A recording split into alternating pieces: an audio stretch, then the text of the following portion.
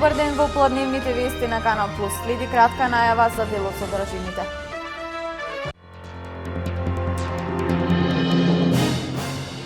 По повод 2 август, истокот со низа манифестации. Во село Јастребник ќе се одржи собор во манастирот Светилија, во Пробиштип илинденски турнир, а во Виничко Градец за прв пат ќе се чуе звук на камбана. Државниот архив на Република Македонија организира манифестација Отворен ден на архивите. Штипскиот архив ќе биде отворен од 18 до 22 часот.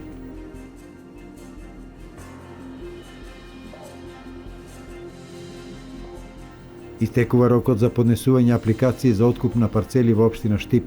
Пријавувањето трае до 4 август.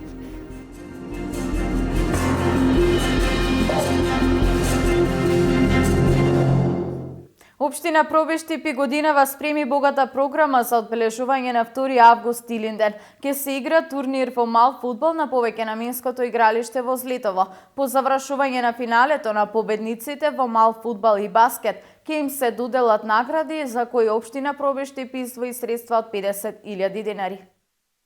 Општина Пробиштип и оваа година организира скромна програма за одбележување на 2 август Илинден во Злетово. Празнувањето на овој празник ќе започне на 1 август во саботата со одигрување на турнир во баскет.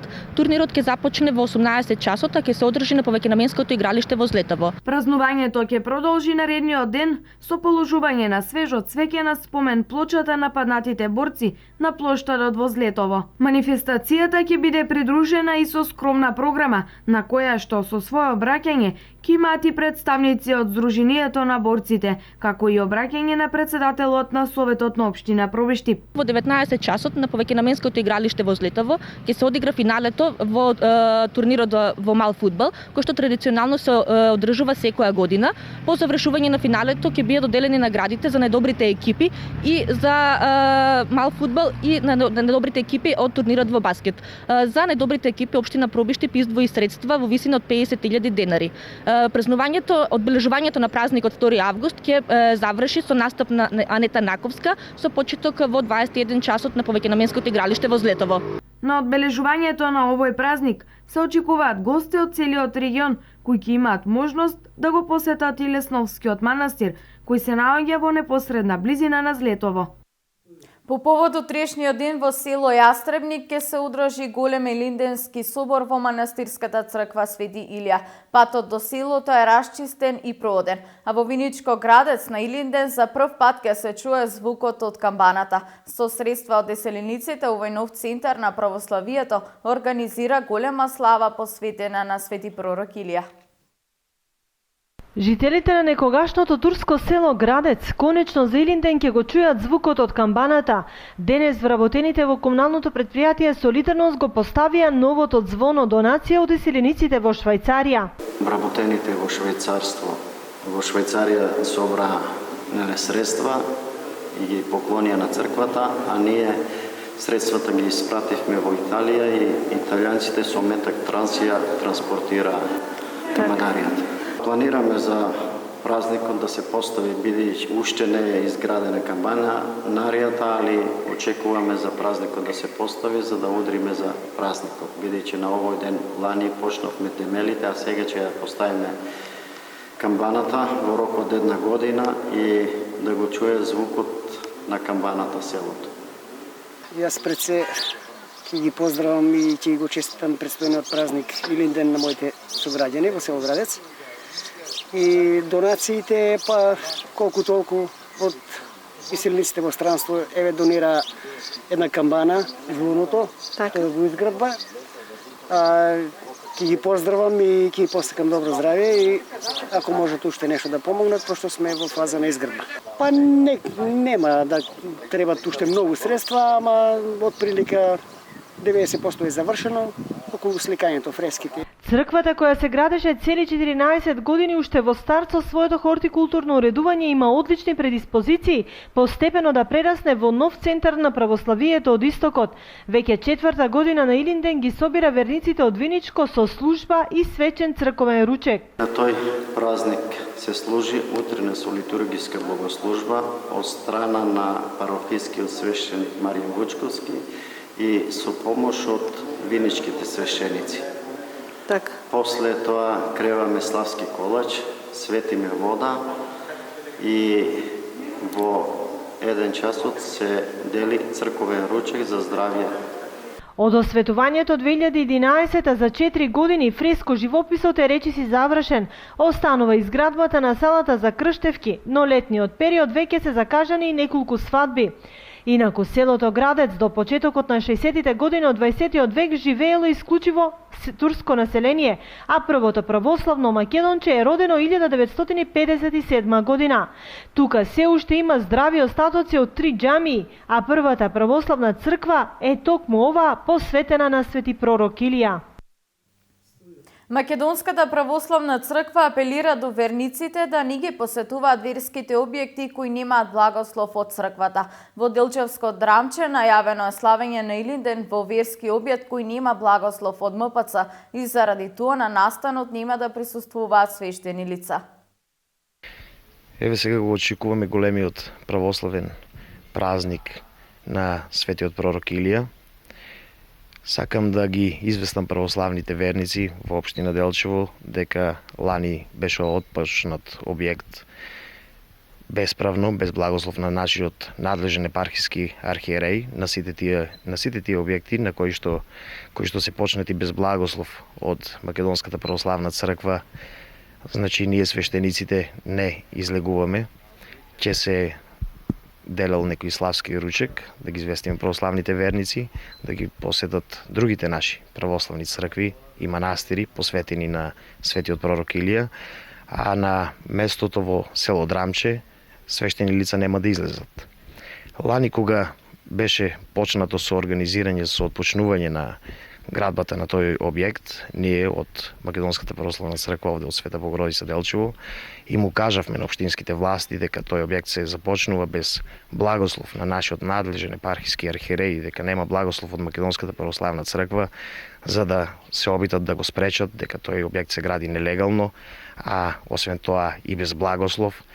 Но ете тоа не се случи, не знам до кој степен е објектот, така да им го честитам празникот на православните верници и уште еднаш да ги информирам, да знаат, значи имаме други цркви и манастири посветени на светиот пророк Илија, на кои што ќе излезат свештеници да го благословат славскиот ручек, заедно да се помолат, заедно во една заедница, во една црква.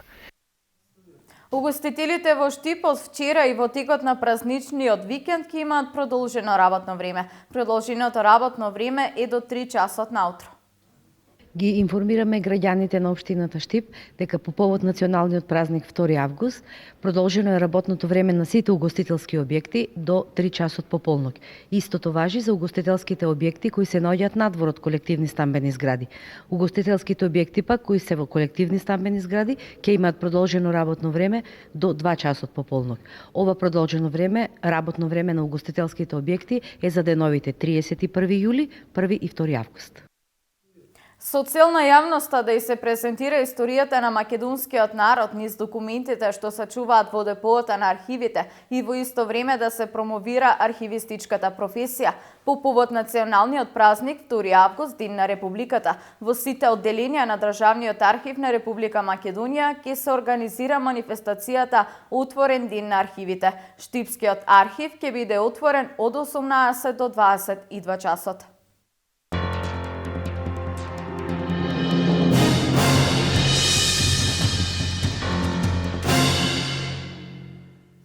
Истекува рокот за поднесување апликации за откуп на парцели во општина Штип. Пријавувањето трае до 4 август, а јавното надавање ќе се одржи на 6. Се работи за 10 атрактивни парцели за индивидуално домување, за деловни објекти и една за колективен стамбен објект.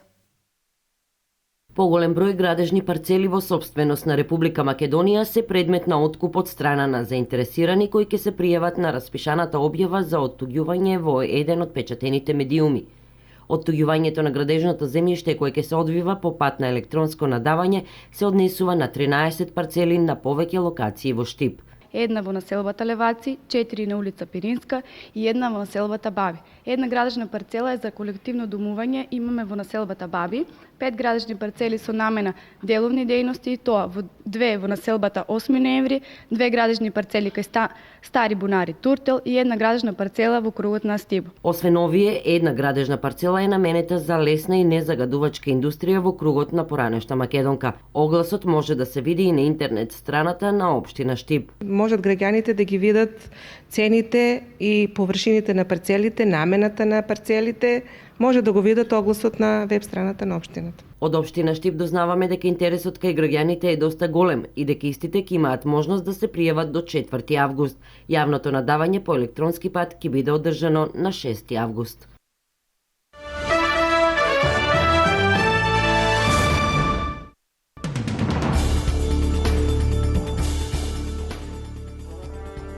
Во приватниот авион од типот Phenom 300 кој во петокот се урна во Јужна Англија, загинале 4 лица, потврди полицијата во грофовијата Хемпшир, а саудиските и британските медиуми пренесуваат дека патниците биле роднини на убиениот челник на Ал-Каеда Осама Бин Ладен.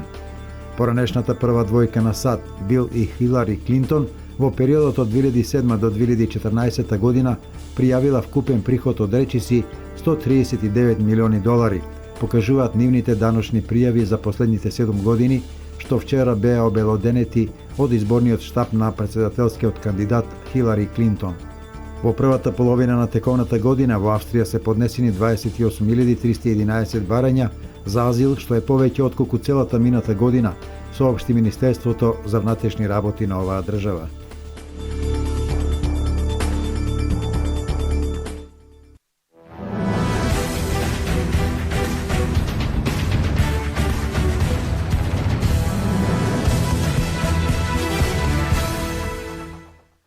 Полека но сигурно фудбалскиот клуб Брегалница го одигра и последниот пријателски надпревар пред почетокот на новата сезона. Со резултат 0:0 против Пелистер, Штипска Брегалница на домашен терен го одигра овој пријателски меч пред почетокот на реновирање на градскиот стадион во Штип. Брегалница под водство на Костов, 19 поврзани надпревари меѓу правенствата и пријателските мечеви, не знае за пораз. И таа серија продолжи и по пријателскиот меч, игран по пеколните температури во Штип.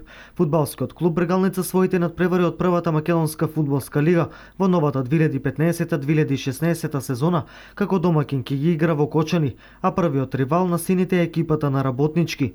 Новата сезона започнува на 9 август.